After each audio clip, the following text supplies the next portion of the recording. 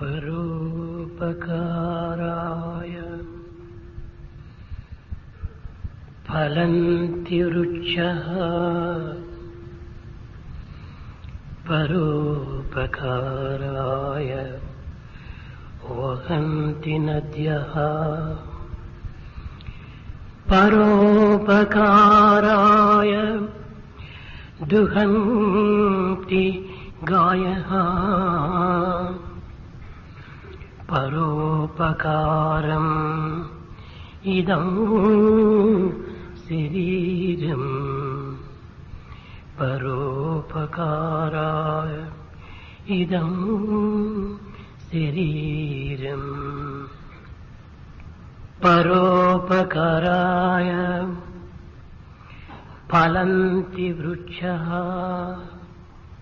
వైజ్ఞానులైన వైద్యులారా, వృక్షము స్వార్థరహితమైనటువంటి యొక్క భావముతో ఫలాపేక్ష లేకుండా, ప్రతిఫలాపేక్షను కోరకుండా తనను బాధించినటువంటి వారికి కూడాను ఫలమునిచ్చి చల్లని ఛాయచే వారి హృదయమును చల్లబరుస్తూ ఉంటుంది.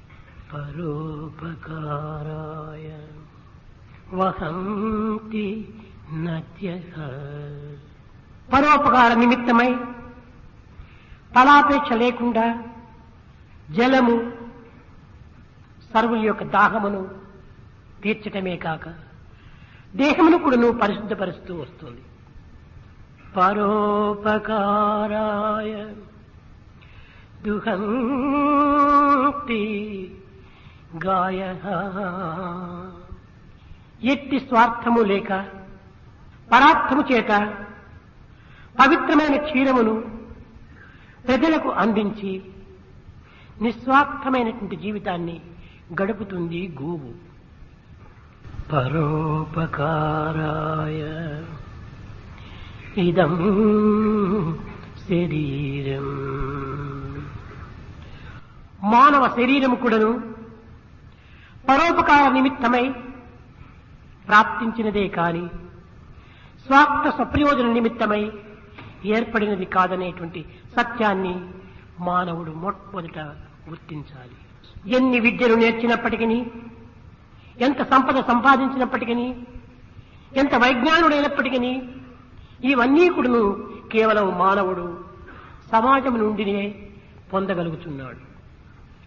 కనుక ఏ యొక్క సమాజం నుండి ఏ విద్యలను మనము అభ్యసించితిమో, అందుకొంటిమో, ఏ సంపదలను మనం పొందగలిగితమో ఆ విద్యలను, ఆ సంపదను తిరిగి కొంత మాత్రమైనా కూడాను సమాజమునకు అందించినప్పుడే మన యొక్క రుణము తీరుతుంది. దీనిని మానవుడు తన యొక్క కృతజ్ఞతను చెప్పుకునే నిమిత్తమై ఈ పవిత్రమైనటువంటి ఆదర్శాలను భారతీయులు అందిస్తూ వచ్చారు. ఈ కృతజ్ఞత అనేటువంటిది మానవునికి ప్రధానమైన సుగుణము. కృతజ్ఞతనే లేకుండినా క్రూర మృగముల కంటే జీవితము వ్యర్థమనే చెప్పవచ్చు. కనుక ఈనాటి మానవుడు అనేక విద్యలను నేర్చుతున్నాడు, అనేక విధములైనటువంటి యొక్క సంపదను అందుకోగలుగుతున్నాడు. ఈ విద్యను నేర్చినటువంటి ప్రతి విద్యార్థి కూడాను జగత్తునకు ఏమాత్రమైన సహాయం చేయగలుగుతున్నాడా? ఈ సమాజమునకు సహాయం చేయలేనటువంటి యొక్క విద్యలు వ్యర్థమే కదా. ఎందరు విద్యావంతుడు ఈ యొక్క సమాజమునకు తోడ్పడగలుగుతున్నారు, ఎందరు సంపద కలిగినటువంటి వారు ఈ జగత్తునకు తోడ్పడుతూ ఉన్నారు, ఎందరు మేధావులు ఈ యొక్క సమాజమునకు తగినటువంటి సహాయం చేయగలుగుతున్నారు. దినదినమునకు మన జీవితము భౌతికంగా ఉన్నత స్థాయి చెందినట్టుగా కనిపించుచున్నది. వైజ్ఞానికంగా మానవుడు ఎంతో ప్రగతిని సాధించినట్టుగా తోస్తూ ఉంది. ప్రతి మానవుడు కూడాను ప్రపంచంలో ఉన్న రహస్యాన్ని పూర్తి కనుగొన్నాము అనేటువంటి భ్రమల చేత మునిగిపోతున్నాడు. కనుగొన్న రహస్యమును కాని, సంపాదించినటువంటి విద్యను కాని, సాధించిన జ్ఞానమును కాని జగత్తునకు ఎంతవరకు ఉపయోగకరంగా తాను అనుభవిస్తున్నాడు. కనుక మనము ఏ సమాజము నుండి ఏ శక్తిని మనము సంపాదించగలిగితేమో ఆ శక్తిని సమాజమునకు కూడాను ప్రతిఫలాపేక్ష లేకుండా కొంత సాధన చేయాలి. అప్పుడే మన విద్యకు, మన సంపదకు, మన మేధావికి ఒక విలువైనటువంటి శోభ కలుగుతుంది. అట్లు కాకుండా డ్రామాలో ఉండినటువంటి యొక్క కత్తి నాటకానికి పనికొస్తుంది కానీ యుద్ధానికి పనికిరాదు. మన సంపదకు జగత్తులో ఉండినటువంటి యొక్క సముద్రములకు కొంత సంబంధాన్ని మనం విచారించాలి. సముద్రములకు వాళ్ళ నీటికి ఉండినటువంటి సంబంధమే మన ధనమునకు మన కర్మలకు కలిగినటువంటి సంబంధం. సముద్రము జలము ఆవిరిగా మారుతుంది. అది ఒక దట్టమైనటువంటి యొక్క పొగగా రూపొందుతుంది. ఆ పొగనే మేఘంగా మారుతుంది. ఆ మేఘమే జలమును అందిస్తుంది, వర్షమును కురిపిస్తుంది. ఆ జలమే సెలయేరులై పారుతాయి. సెలయేరులే నదులుగా వచ్చి తిరిగి సముద్రంలో ప్రవేశిస్తాయి. అదే విధముగానే ధర్మము నుండి మనము కొంత కర్మను ఆచరిస్తూ రావాలి. ఈ ధర్మనే ఒక సముద్రము. ఈ సముద్రమనే ధర్మము నుండి క్రియారూపమైనటువంటి యొక్క మేఘములుగా మనం రూపొందాలి. ఈ యొక్క మేఘముల నుండి కురిచేటువంటి యొక్క వర్షమే మానవుని యొక్క ప్రేమ బిందువులు. ఈ ప్రేమ బిందువుల యొక్క చేరికనే సెలయేరులు. ఈ సెలయేరుల యొక్క త్యాగమే సముద్రం యొక్క ఐక్యం. త్యాగము గావించినప్పుడే మన జన్మస్థానమైనటువంటి యొక్క స్వస్థానమును మనం చేరగలుగుతున్నాము. మనము ప్రతి ప్రాణికి కూడాను సహాయం చేయాలి. అయితే ఇక్కడ కొంత విచారణా శక్తిని మనం ఉపయోగపెట్టాలి. ఉపకారికి ఉపకారము నెపమెన్నక చేయువాడు నేర్పరి సుమతి అన్న. ఉపకారికి ఉపకారము విపరీతము కాదు చేయ వివరింపంగా, అపకారికి ఉపకారము నెపమెన్నక చేయువాడు నేర్పరి అన్న. అయితే ఈ ఆధునిక యుగమునందు మనం అపకారికి కూడాను ఉపకారం చేయటము కొంత ప్రమాదకరంగా ఉంటుండాలి. మన యొక్క ఉపకారం కూడాను పాత్రలు నెరిగి మనం ఉపకారం చేయాలి. ఒకానొక సమయం లోపల భారతీయ చరిత్ర ఎందున్నటువంటి యొక్క మహా ఆదర్శవంతమైన కథ. గోరి మహమ్మద్ పృథ్వీరాజు పైన దండెత్తి వచ్చాడు. ఒక పర్యాయం కాదు, 2 పర్యాయములు కాదు, 17 పర్యాయములు దండెత్తి వచ్చాడు పృథ్వీరాజు పైన. ప్రతి పర్యాయం కూడాను ఈ గోరి అపజయాన్ని పొందుతూ వచ్చాడు. కట్ట కడపటికి తన యొక్క అహంకారము అణిగి కొంత మానవత్వాన్ని వహించి పృథ్వీరాజును శరణుజొచ్చాడు. పృథ్వీరాజు క్షమించి విశాల హృదయముతో ఆ యొక్క గోరిని వదిలిపెట్టాడు. కానీ ఇంతటి అపకారం చేసినప్పటికీ అటువంటి అపకారిని కూడాను క్షమించి ఉపకారం చేసి వదిలిపెట్టినటువంటి పృథ్వీరాజు పైన తన యొక్క దేశం దినదినాభివృద్ధి పొందుతూ వచ్చింది. కానీ అతనికి నిద్ర పట్టలేదు. తెలంగాణైనప్పుడును పృథ్వీరాజును అంతం సాధించాలి అనేటువంటి ఒక సంకల్పాన్ని దినదినాభివృద్ధి గావించుకుంటూ వచ్చాడు. జయసింహుని వశం చేసుకున్నాడు. అతని ద్వారా తిరిగి ఈ పృథ్వీరాజు రాజ్యం పైన దండెత్తి వెళ్లాడు గోరి మహమ్మద్. పృథ్వీరాజు ఎంతో గొప్ప విశ్వాసం కలిగినటువంటి వాడు కనుక తిరిగి గోరి తన పైన యుద్ధములకు వస్తాడనేటువంటి ఎలాంటి సంకల్పము లేకపోవటం చేత తాను అలక్ష్యంగా ఉండినాడు. అలక్ష్య పరిస్థితిని గుర్తించి ఈ గోరి యుద్ధములో ప్రవేశించటం చేత పృథ్వీరాజు ఓడిపోయాడు. పట్టుపడినటువంటి యొక్క ఈ పృథ్వీరాజును పట్టుకొని గోరి నిర్దాక్షిణ్యంగా అతన్ని 2 కన్నులను తీసివేశాడు.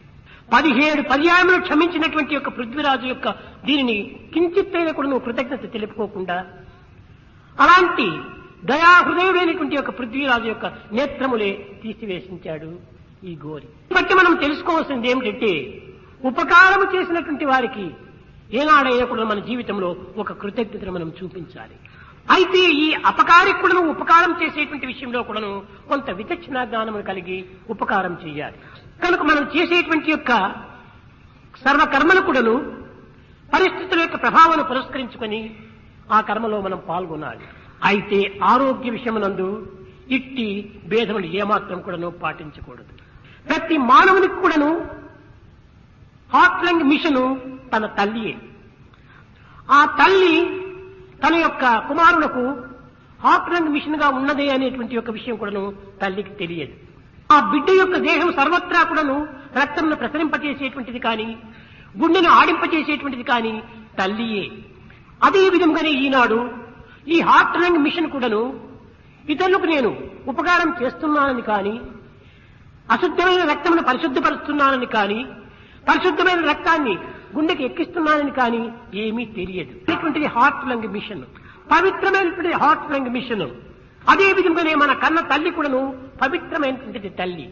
ఆమె ఏమీ తెలియకపోయినప్పటికీ ఆ యొక్క బిడ్డకు తన యొక్క దేహంలోని సర్వ రక్తమును కూడాను, పరిశుద్ధమైన రక్తమును పవిత్రంగా ప్రసరింపచేస్తూ వస్తుంటారు. కనుక సృష్టిలోనే భగవంతుని యొక్క సృష్టి చాలా విచిత్రంగా కనిపిస్తుంది. మానవుని యొక్క దేహంలో ఉండినటువంటి యొక్క సర్వాంగములు కూడాను తమ తమ పనిని తమ సక్రమంగా చేస్తున్నటువంటి విషయం చూస్తే చాలా విచిత్రమేస్తుంది. గుండెలు సకాలములో సరైనటువంటి క్రమమును అనుసరిస్తూ తమ పనిని తాను గావిస్తూ ఉంటుంటారు. మన యొక్క ఊపిరితిత్తులు కూడాను సరి అయినటువంటి స్థితిలో తమ తమ కర్తవ్యాన్ని నిర్వర్తిస్తూ ఉంటాయి. ఈ కడుపులో ఉండినటువంటి యొక్క మాలిన్యమును పరిశుద్ధపరిచే నిమిత్తమై ఎన్నో విధములు కూడాను జఠరాగ్ని కూడాను తోడ్పడుతూ ఉంటుంది. సృష్టియే ఒక గొప్ప విచిత్రం. ఇది డాక్టర్స్ అందరికీ చక్కగా తెలుసు. చిత్రంబులు, త్రైలోక్య పవిత్రంబులు, బహుళతాల విత్తంబులు, సన్మిత్రంబులు, మునిజన పౌత్రంబులు, విష్ణుదేవు చారిత్రంబులు. దైవం యొక్క సృష్టి లోపల మానవ శరీరము మహావిచిత్రమైనటువంటిది, ఆశ్చర్యకరమైనటువంటిది, అద్భుతమైనటువంటిది. ఇట్టి ఆశ్చర్యాన్ని గుర్తించినటువంటి వారే డాక్టర్స్. ఇట్టి ఆశ్చర్యాన్ని గుర్తించి కూడాను తాము తమ యొక్క శక్తానుసారంగా తనకు తగినటువంటి యొక్క సర్వీసును చేస్తూ వస్తున్నాడు. ఈ యొక్క ట్రీట్మెంట్ అనేటువంటిది పరులకు చేస్తున్నామనే భావం కాదు, తమకు తామే చేస్తున్నామని భావించాలి. ఇలాంటి వ్యాధుల నివారణ నిమిత్తమై ఈ యొక్క డాక్టర్స్ అనేక విధములైనటువంటి యొక్క శక్తిని వినియోగించి తమ యొక్క మేధాశక్తి తోపల ఈ విధమైనటువంటి పవిత్రమైన కర్మలను ఆచరిస్తూ వస్తున్నారు. పూర్వం ఇలాంటి వైద్యం అనేటువంటిది ఎక్కడా ఎరుగలేదు. దినదినానికి వైద్యం యొక్క విశిష్టత అభివృద్ధి అవుతూ వస్తుండాలి. సర్జరీ అంటే చాలా ఆశ్చర్యపడేటువంటి వారు. ఈనాడు ఈ బైపాస్ సర్జరీ అనేటువంటి సహజమైపోయింది. కానీ ఇంకా కొంతకాలములకు ఈ బైపాస్ సర్జరీ కూడా ఉండదు. ఇంకా నూతనమైనటువంటి యొక్క వైద్యమును అభివృద్ధి పరచడానికి తగినటువంటి కృషి చేస్తున్నారు వైద్యులు. ఒక్కొక్క హార్ట్ లోపల ఉండినటువంటి వాల్వ్స్ చాలా ప్రధానమైనటువంటిది. అవి చేసేటువంటి పని చాలా ఆశ్చర్యంగా ఉంటుంటాయి. ఏ వాల్వ్లో కొంచెము ఇదిగా అయిపోయినప్పటికీ అన్ని రకమైనటువంటి శరీర పరిస్థితి కూడాను స్తంభించిపోతుంది. ఉండినటువంటి యొక్క సమస్తమైనటువంటి యొక్క అంగములకు సన్నిహిత సంబంధ బాంధవ్యం ఉంటుండాలి. దేహములో ఉండినటువంటి ఐకమత్యము మరి ఏ యొక్క దీనిలో కూడా మనకు కనిపించదు. దీనికి నీ మనసుకు కూడాను మరింత సన్నిహిత సంబంధ బాంధవ్యం ఉంటుండాలి. కనుక మనోదేహముల యొక్క ప్రభావాన్ని మానవుడు మొట్టమొదటిగా గుర్తించాలి. మనసు యొక్క ప్రభావం కూడాను ఆరోగ్యం పైన అమితంగా ఉంటుంటాది. కేవలం దేహం పైన మాత్రమే కాదు, జగత్తు పైన కూడాను మన ప్రభావం చాలా అధికంగా ఉంటుండాలి. అందువలన వేదాంత ప్రబోధయందు మనోమూలం మిదం జగత్. కనుక మానవత్వములో ఈ దివ్యత్వం అనేటువంటి యొక్క దైవత్వము అనేక విధములైనటువంటి యొక్క మార్గము లోపల మానవునికి ప్రతిబింబిస్తూ ఉంటుండాలి. కనుకనే మానవ సేవే మాధవ సేవ అని చెప్తూ వచ్చారు. మానవుడు కాదు, మానవుడు దేవుడే.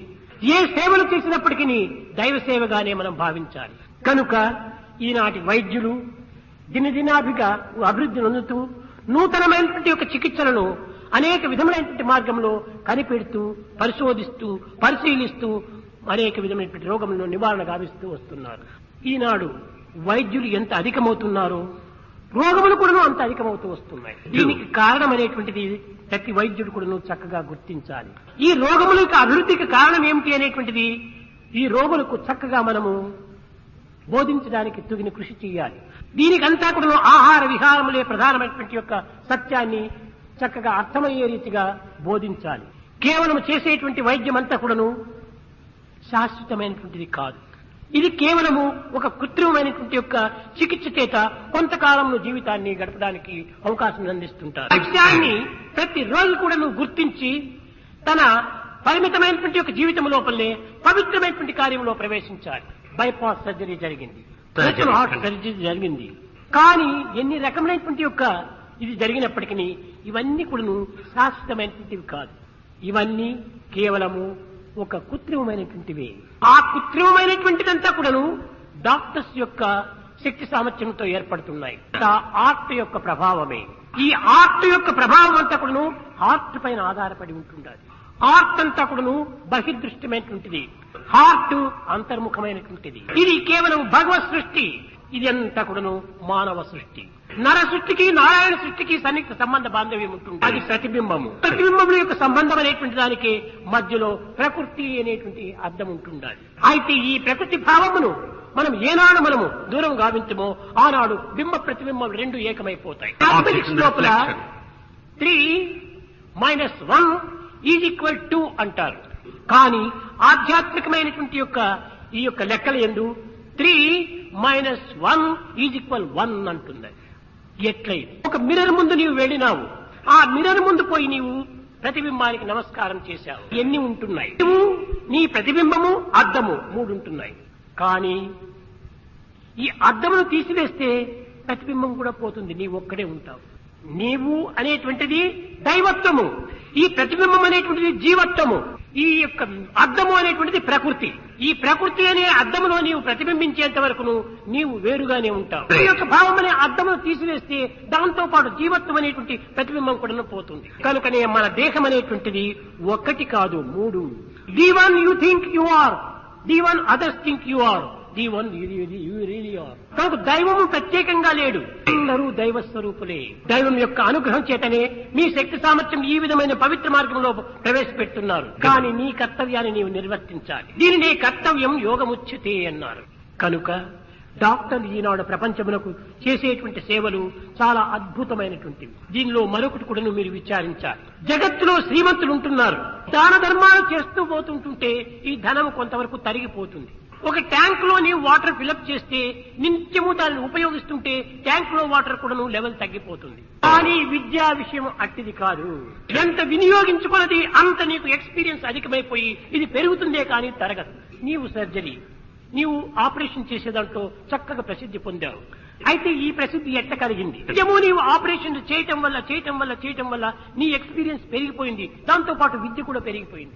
ఆపరేషనే చేయకుండా పోతే నీవు నేర్చిన విద్య కూడా తరిగిపోతుంది. చేసే ఆపరేషన్ల వల్ల నీకు కలిగేటువంటి ఆదాయం ఏమిటంటే నీ ఎక్స్పీరియన్స్ పెరుగుతుంది, అదే గొప్ప ఆదాయం. కనుక ఈ విద్య నీకు ఎంతనో తోడ్పడుతూ ఉంటుండాలి, కానీ ఇది నీకు అసహాయ కాదు. కనుక విద్య అనగా ఉపయోగపెట్టుకున్నది కూడాను మరింత అభివృద్ధి అయ్యేటువంటిది కానీ క్షీణించేటువంటిది కాదు. ప్రేమ స్వరూపులైన వైద్యులారా, మీరు సాధ్యమైనంత వరకు మీరు నేర్చినటువంటి విద్యను ఉపయోగంలో దీన్ని అందిస్తూ రావాలి. ఒక చిన్న ఉదాహరణ, ఢిల్లీ నుంచి భాను అని ఒక డాక్టర్ వస్తుంటాడు, మీకు తెలుసును, చాలా మంచివాడే. కానీ ఢిల్లీలో ఉండినంత వరకు అతనికి ఇలాంటి ఆపర్చునిటీ చిక్కేటువంటిది కాదు. కొంతకాలం మా హాస్పిటల్కి వచ్చినప్పటికీ 2-3 ఆపరేషన్ చేశారు. ఇంక నిద్దము చేయటం వల్ల ఇప్పుడు అతను పెద్ద సీనియర్ గా అయిపోయినాడు. ఈ ఎక్స్పీరియన్స్ లోపల ఒక హృదయం కూడా ఉప్పొంగిపోతుంది, ఉల్లాసంగా ఎంతో అనుభూతిని అభివృద్ధి పరుస్తుంది. కనుక వర్క్ చాలా ఇంపార్టెంట్. నేర్చినటువంటి విద్యను వర్క్ లో ప్రవేశపెట్టినప్పుడు ఎంతైనా అభివృద్ధి అవుతుంది. మొక్కను పెట్టాము, ఈ మొక్కను ఏ యొక్క క్రూర మృగములో క్షీణింప చేయకుండా ఒక కంచెను కట్టాలి. అప్పుడే ఈ మొక్క ఎలాంటి ప్రమాదం లేకుండా అభివృద్ధి నొందుతుంది. ధనము అనేటువంటిది, విద్యాధనం అనేటువంటి ఒక మొక్కను మనం చక్కగా పోషించుకోవాలంటే ధర్మము అనే కంచెను కట్టాలి. లేకపోతే ఈ కోరికలు అనేటువంటి యొక్క క్రూర మృగములు వచ్చి ఆ వృక్షమును పాడు చేస్తాయి. దీంట్లో క్రియారూపంలో అయినటువంటి యొక్క పోషణ దీనికి అభివృద్ధి చేయాలి. కనుకనే ఈ విద్యను మనము క్రియారూపం లోపల మనం ప్రదర్శించినప్పుడే మన విద్య మనకు ఎంతైనా తోడ్పడుతుంది. చదివి క్రియలో మనం ప్రవేశించకుండా ఉండినా ఈ విద్య ఏమాత్రం కూడా నీకు అభివృద్ధి కాదు. నీవు క్రియను కల్పించుకొని ఒక పనిలో నీవు ప్రవేశిస్తూ రావాలి. మానవుని యొక్క ప్రధానమైనటువంటి కర్తవ్యం యోగముచ్యతే. అధికారస్య మా ఫలేషు కదా, కర్మనే మనకు అధికారం. వైద్యుడు ఈనాడు సండే నాకు హాలిడే కావాలి ఇదంతా కాదు, ఎప్పుడు పడితే అప్పుడంతా కూడా అందులో ప్రవేశిస్తూ వచ్చినప్పుడే అతని యొక్క జీవితము చాలా ఆనందకరమైన జీవితంగా ఉంటుంది. ఆనందాన్ని చూపించేటువంటి వాడే నిజమైనటువంటి కౌంతేయుడు. కురునందన అని ఒక అర్జునుడికి పేరు. కురు నందన అనగా ఏమి? క్రియలోపలనే అతనికి ఆనందము. వేణుగోపాల్ ఉంటుంటాడు, 10-12 చేస్తుంటాడు. ఏం వేణుగోపాల్ కాఫీనైనా తీసుకోకూడదా, కొంచెం విశ్రాంతి తీసుకోకూడదంటే లేదు నాకు ఈ వర్కే ఆనందం అంటాడు. ఆ విధమైనటువంటి ఉత్సాహంతో ఆ యొక్క క్రియలో పాల్గొనటం చేతనే అతని యొక్క శక్తి సామర్థ్యములు, అతని యొక్క బుద్ధి యొక్క తెలివితేటలు అమితంగా పెరిగి చక్కని విజయాన్ని సాధిస్తూ వస్తున్నాడు. ఆ విద్యను నిత్యం కూడాను ఒక విధమైన ప్రాక్టికల్ లో తాను అనుభవిస్తున్నాడు. మానవునికి 5 విధములైన తెలివితేటలు ఉన్నాయి. కానీ మొట్టమొదటిది బుకిష్ నాలెడ్జ్. ఈ బుకిష్ నాలెడ్జ్ ఉండి ప్రయోజనం లేదు. ఈ రెండవది కొంతవరకు సూపర్ఫిషియల్ నాలెడ్జీ. ఇది కూడా ఉండి ప్రయోజనం లేదు, పేరుకు మాత్రమే కనిపిస్తుంటాయి. కానీ మూడవది జనరల్ నాలెడ్జీ. జనరల్ నాలెడ్జీని ఉపయోగపెట్టాలి. దీన్ని మనం ఉపయోగపెట్టాలంటే డిస్క్రిమినేషన్ నాలెడ్జీ కావాలి. ఈ డిస్క్రిమినేషన్ కూడా ఎట్లా చేయాలి? Is it good or bad, is it right are wrong అనేటువంటి యొక్క ఫండమెంటల్ డిస్క్రిమినేషన్ చేయాలి. పేషెంట్ కి ఏం చేస్తే బాగుతుంది, ఈ పేషెంట్ కి ఎట్ట చేయాలి అనేటువంటి ఆ డిస్క్రిమినేషన్ చక్కగా డీప్ గా మనం ప్రవేశపెట్టాలి. అతనే ఐదవది ప్రాక్టికల్ నాలెడ్జీ. కనుక ప్రాక్టికల్ నాలెడ్జీ ఉండినటువంటి దాన్ని ప్రపంచం ఎంతైనా కూడా బాగు చేస్తుంది. కనుక ప్రతి డాక్టర్ కూడాను ప్రాక్టికల్ లోపల ఈ క్రియలో ప్రవేశించి పేషెంట్స్ కు తగినటువంటి ఉత్సాహ ప్రోత్సాహాలను, ఆరోగ్య మహాభాగ్యాన్ని కూడాను అందించడానికి తగిన కృషి చేయాలి. ఇలాంటి త్యాగ మనుషులైనటువంటి యొక్క డాక్టర్స్ మా యొక్క ఆసుపత్రిలో ఉండటం చేతనే 2 సంవత్సరాల బేబీ మా యొక్క హాస్పిటల్. ఇలాంటి బేబీగా ఉండినటువంటి హాస్పిటల్ ఇంత కీర్తిని, ఇంత విఖ్యాతిని సాధించిందంటే ఇందులో చేరినటువంటి యొక్క వైద్యులు, దానికి తగినటువంటి సహాయకారులైనటువంటి టెక్నీషియన్స్, దానికి సహాయకారులైనటువంటి నర్సెస్, దానికి సహాయకారులైనటువంటి వాలంటీర్స్ అందరి యొక్క చేరిక చేతనే ఇది ఇంత అభివృద్ధికి వచ్చింది. డాక్టర్స్ చాలా ఉత్సాహాన్ని, ప్రోత్సాహాన్ని అందిస్తూ ఉంటారు. చాలా మంది హైదరాబాద్ నుంచి వచ్చి కూడాను, మన సోమరాజు వీళ్ళ గ్రూప్ కూడా వచ్చి ఎంతో పని చేస్తూ ఉంటారు. ఢిల్లీ నుంచి కూడాను అనేక మంది వచ్చి చేరుతుంటారు ఒక స్కీమ్. ఈ ఇరువురి వల్ల కూడాను ఎంతో ఆసుపత్రి చక్కని విజయాన్ని సాధిస్తూ వస్తుంది. వీరు అని కాదు, అందరి యొక్క సహాయం కూడా ఇందులో ఏకమై ఉంది. చేతిలో 5 వేళ్లు ఉన్నాయి. 5 వేళ్లు కలిసినప్పుడే ఒక పనిని మనం సుఖంగా చేయగలం, కానీ ఒక్కొక్క వేలు ఏమాత్రమూ చేయలేదు. అందరు కూడాను భక్తి శ్రద్ధలతో చేస్తున్నారు. ఎంతో అపేక్షతో పేషెంట్స్ కూడాను చాలా ప్రీతితో చూస్తూ చేస్తున్నారు. ఇంకా కొత్తవి కూడా ఎంతెంతో చేస్తున్నారు తెలియకుండా. మా సోమరాజు వచ్చేసేసి ఏదో బెలూన్లని దానివల్ల కూడా సుఖమైనటువంటి యొక్క ఆపరేషన్లు జరిగి కొంతవరకు పేషెంట్స్ కు శాంతిని చేకూర్చాడు. హాస్పిటల్లో అన్ని రకములైనటువంటి ట్రీట్మెంట్స్ కూడా జరుగుతుండాలి. రోగికి తగినంత వరకు, సాధ్యమైనంత వరకు ఆపరేషన్లు కాకుండా కొంతవరకు ట్రీట్మెంట్స్ తోనే జరిగిపోయడానికి కూడా చాలా ప్రయత్నం చేస్తున్నారు. ఇంతటికి శ్రద్ధావాన్ లభతే జ్ఞానం. శ్రద్ధ ఉండటం చేతనే ఇంతవరకు చేస్తున్నారు. చాలా శ్రద్ధా భక్తులతో చేస్తుంటారు. చాలా మంది ఇలాంటి హాస్పిటలే లేదు అని అనుకుంటారు. నా ఉద్దేశం అంటే ఇలాంటి డాక్టర్స్ చిక్కడం చాలా కష్టం. ఇలాంటి డాక్టర్స్ మాకు చిక్కడం చేతనే ఎంతో మేము విజయాన్ని సాధిస్తూ. ఒక్క పుష్పం హారం కాదు కదా, అనేక పుష్పాలు చేరినప్పుడే ఇది ఒక హారంగా తయారవుతుంది. ఈ అనేక పుష్పాలు చేర్చడానికి ఏది ఆధారము? దారము ఆధారము. అదే ఈ డాక్టర్స్ అంతా ఒక చక్కని సుగంధముతో చేరినటువంటి పుష్పం వంటి వారు. వీళ్ళందరి యొక్క ఐకమత్యమును, అందరి సహకారమును, సానుభూతిని చేర్చేటువంటి యొక్క స్వామి దీని యొక్క థ్రెడ్.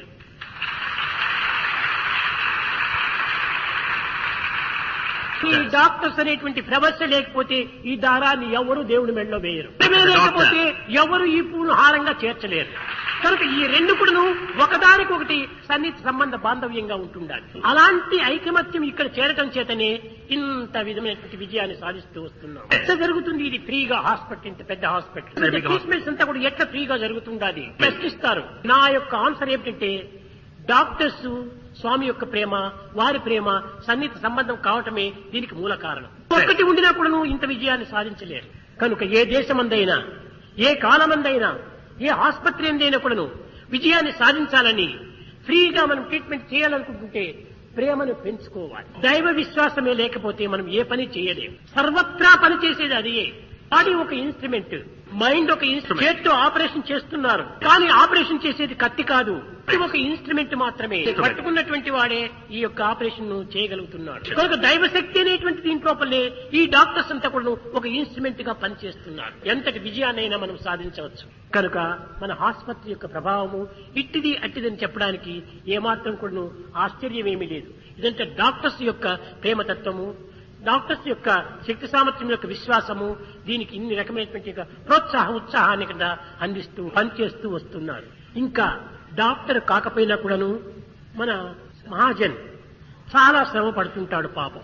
ప్రతి నెలకు 3 పర్యాయమైనా వచ్చి ఏమేమి సరిగా ఉంది, ఏమి లేదు అని చెకప్ చేసుకుని మాకు తెలియకుండానే అన్ని ఏర్పాట్లు చేస్తుంటాడు పాపం. అతని యొక్క ప్రేమతత్వమే దీనికి మూల కారణం. మేము ఆసుపత్రి విషయం పట్టించుకోకపోయినప్పటికీ తానే వచ్చి అన్ని విచారణ చేసి ఎన్నో ఏర్పాట్లు జరుపుతూ ఉంటుంటాడు. అనేక మంది చేదోడు వాదోడు వల్లనే ఈ ఆసుపత్రి ఇంత అభివృద్ధికి రాగలుగుతూ ఉండాలి. కానీ సంకల్పం చాలా ప్రధానమైనటువంటిది. ఆ సంకల్పం యొక్క దానినే ఫ్రీ విల్ అంటారు. ఈ ఫ్రీ విల్ అనేటువంటిది దైవత్వమే. ఈ ఫ్రీ విల్ వల్ల ఎంతైనా మనం చేయవచ్చు. నీలం దేశాయి చెప్పింది, కేవలము రెక్కలు మీవి మీ చేతిలో ఉంటున్నాయి, కానీ దేహం నా చేతిలో ఉంది అన్న. దానికి ఒక్కొక్క పోలిక తీసుకుంటే అంతా భగవంతుని చేతిలో ఉంటుంది. ఇన్స్ట్రుమెంట్స్ మాదిరి చక్కగా పనిచేస్తూ వస్తున్నారు ఈ డాక్టర్స్. ఆ విశ్వశక్తి లోపల ఉండటం చేత ఎంతటి ఘనకార్యమైనా మనం సాధించవచ్చు. ప్రేమ స్వరూపులారా, అనేక దేశాల నుండి అనేక విధమైనటువంటి యొక్క పేరు ప్రతిష్టలు గాంచినటువంటి గొప్ప గొప్ప డాక్టర్స్ అంతా కూడాను ఈ సెమినార్ లో ప్రవేశించారు. కానీ ఇవన్నీ కేవలము డిస్కస్ చేయటము, నిర్ణయాలకు రావటము, నిర్ణయాన్ని ఒక పేపర్ లో నింపటము, ఎవరి పాటికి వారు పోవటమే. ఇలాంటి సెమినార్లు, ప్రభుత్వానికి సంబంధించినటువంటి సెమినార్లు కూడాను లోకములో వందలకు వందలు జరుగుతున్నాయి. కానీ మన సెమినారు దాంతో కంపేర్ చేయటానికే హృదయపూర్వకంగా ఇందులో ప్రవేశించి విధమైనటువంటి ఒక చర్యలు తీసుకోవాలి అని సంప్రదించి దీనిలో మనం ఏమి చేయాలనేటువంటి ఒక విషయాన్ని కూడా ఎంతో శ్రద్ధాభక్తితో వీరందరూ సంప్రదిస్తూ వచ్చారు. మన సెమినార్ లోపల నిర్ణయించినటువంటి యొక్క నిర్ణయాలను మనం ప్రాక్టికల్ లో పెడుతూ రావాలి. కేవలము రిపోర్ట్ పేపర్లో రాస్తే మాత్రం కాదు, మనం ప్రాక్టికల్లో పెట్టాలి. దీనికి మేము ఎంతైనా సిద్ధంగా ఉంటాం. ఎలాంటి రీతి కింద ఈ యొక్క వైద్యులు సరైనటువంటి యొక్క రోగులను నివారణ గావించడానికి దగ్గర కృషి చెయ్యాలి అనేటువంటి దానికి మేము ఎంతైనా సహాయం చేస్తాం. లోకంలో ఈ హార్ట్ జబ్బులు తగ్గిపోవాలి. కొంతమంది డాక్టర్స్ అనుకుంటారు ఈ రోగులే తగ్గిపోతే మా గతి ఏమిటి అనుకుంటారు. మీ గతి ఎంతనో అభివృద్ధి వస్తుంది. ఈ రోగాలను మీరు నివారణ చేయటం చేత మీకు ఎంతనో కూడా అభివృద్ధి కలుగుతుంది. మీ నిమిత్తమే రోగాలను పెంచనక్కర్లేదు. కనుక ఆ త్యాగభావంతో మీరు ఉంటుంటే ఎంతైనా మీకు భోగ ఆనందములు అభివృద్ధి అవుతాయి. త్యాగం లేని జ్ఞానము భోగంతో సమానమే. కనుక కేవలము విషముతో నింపినటువంటి బంగారు కప్పు కంటే అమృతంతో నింపినటువంటి మట్టి పాత్ర చాలా విలువైనటువంటిది. కనుక మన దేహం అనేటువంటిది మట్టి పాత్ర. ఈ మట్టి పాత్ర లోపల దివ్యత్వం అనేటువంటి యొక్క అమృతాన్ని నింపింది. కనుక మన దేహమే మనకు ప్రధానమైనటువంటి యొక్క విలువ. ఈ అవుట్లుక్స్ తో ఉండేటువంటి బంగారు విలువ కాదది. బంగారు పాత్రనే కానీ లోపల ఉన్నదంతా విషము. పాత్ర మట్టిదే కానీ ఇందులో అమృతత్వం ఉంటుండాలి. త్యాగము, అమృతత్వమే ప్రేమ, ఆ అమృతత్వమే దివ్యత్వము, ఆ అమృతత్వమే అమరత్వము, సరి అయినటువంటి త్యాగము. అలాంటి అమృతత్వంతో కూడినటువంటిది ఈ మానవ దేహము. సక్రమమైనటువంటి మార్గంలో ప్రవేశపెట్టాలి. ఉపనిషత్తులు శృణ్వంత విశ్వే అమృతస్య పుత్రః, నీవు అమృతపుత్రుడయ్యా అని ప్రబోధించాయి ఉపనిషత్తులు. ఈ మృణ్మయమునందే చిన్మయం ఉంటుండాలి. మన యొక్క ప్రేమతత్వము. ప్రేమతో ఏమి చేసినప్పటికీ అన్ని సహజమైపోతాయి. ఏమిటి అంటే సత్య ధర్మ శాంతి ప్రేమ అహింసలు అంటుంటాం. అన్నింటికంటే ప్రధానమైనది ప్రేమనే. ప్రేమతో మాట్లాడినటువంటి ప్రతి మాట కూడాను సత్యమే. ప్రేమతో చేసినటువంటి ప్రతి పని కూడాను ధర్మమే. ప్రేమతో విచారించి చింతించినటువంటి యొక్క ప్రతి మనసు కూడాను శాంతమే. ప్రేమను చక్కగా అర్థం చేసుకుంటుంటే, అండర్స్టాండింగ్ చేసుకుంటే అదే మనకు అహింస. సర్వము కూడాను ప్రేమలోనే ఇమిడి ఉంటుండాలి. సత్యం అంటే వేరొకటి కాదు, ప్రేమతో పలికినటువంటిదే సత్యం. అంటే ఏదో ఇంకోటి ప్రత్యేకమైనటువంటి యొక్క విచారించేటువంటి యొక్క ధర్మములు కాదు. చేసిన పని అంతా ధర్మమే. అనే కాన్షియన్స్. కనుకొని ఆ కాన్షియన్స్ చిత్తము, ఆ చిత్తమే అవేర్నెస్. ఆ అవేర్నెస్ నే మనము అనుభవించాలి. అదే సత్ చిత్ ఆనందము. అది మనలో నిరంతరము ఉంటుండాలి. మాత్రము చెల్లించకుండా ఉంటుండాలి. ప్రేమతత్వంతో మనము కార్యంలో ప్రవేశించాలి. ప్రేమ ముదిత మనసే కహో రామ రామ రామ రామ రామ రామ రామ రామ రామ శ్రీ రామ రామ రామ.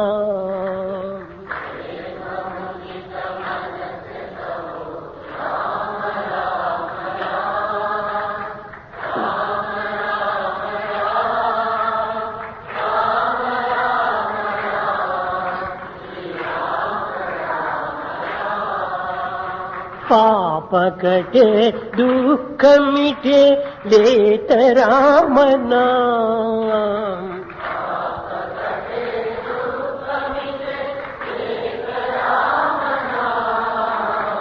భవ సముద్ర సుఖద నావ ఏక రామ నామ.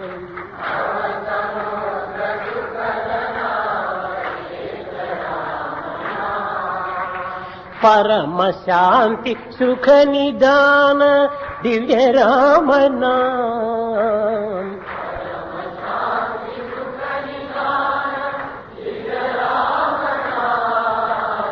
निराधार को आधार एक राम नाम।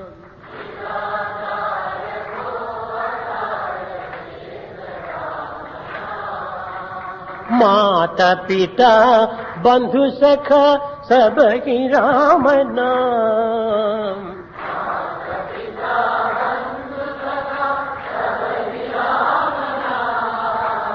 భక్త జనర జీవనదన ఏక రామనా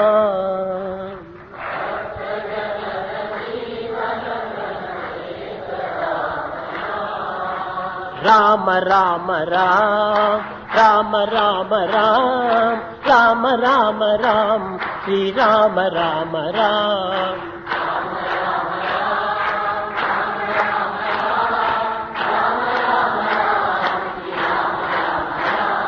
రామ రామ రామ రామ రామ రామ రామ రామ రామ శ్రీరామ రామ రామ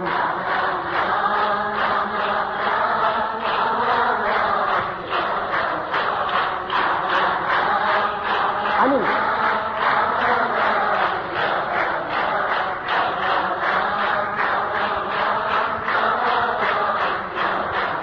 రామ రామ రామ రామ రామ రామ రామ రామ శ్రీరామ రామ. విదేశాల నుండి వచ్చినటువంటి గొప్ప వైద్యులు అనేక విధములుగా మాట్లాడుతూ మీ ఆసుపత్రి అనే పదాన్ని వినియోగించారు. కాదు కాదు, ఆ ఆసుపత్రి కాదు, అవర్ హాస్పిటల్. మీరుంటేనే ఈ ఆసుపత్రి, లేకపోతే నాకు ఈ ఆసుపత్రితో పని ఏముంటుందా? My hospital, not your hospital, our hospital. కనుక మీరందరూ వచ్చి ఈ యొక్క ఆసుపత్రి యొక్క విషయాన్ని చక్కగా పరిశీలించి దీనికి తగినటువంటి అభివృద్ధి యొక్క కార్యక్రమాలను చేపట్టడానికి సందేశాలను ఇచ్చటం చాలా ఆనందకరమైన విషయం. కనుక మీరు ఎప్పుడైనా సరే, ఏనాడైనా సరే మీరు ఇక్కడ రావడానికి ఏ యొక్క అభ్యంతరమూ లేదు. Always welcome welcome welcome. ఎప్పుడు వచ్చినా కూడాను మీరు కూడాను ఈ ఆసుపత్రిలో సాధ్యమైనంత వరకును సేవలు చేసి దీనికి సరైనటువంటి ఉత్సాహ ప్రోత్సాహాలు అందించాలని నేను ఆశిస్తూ ఆశీర్వదిస్తూ నా ప్రసంగాన్ని విరమిస్తున్నాను.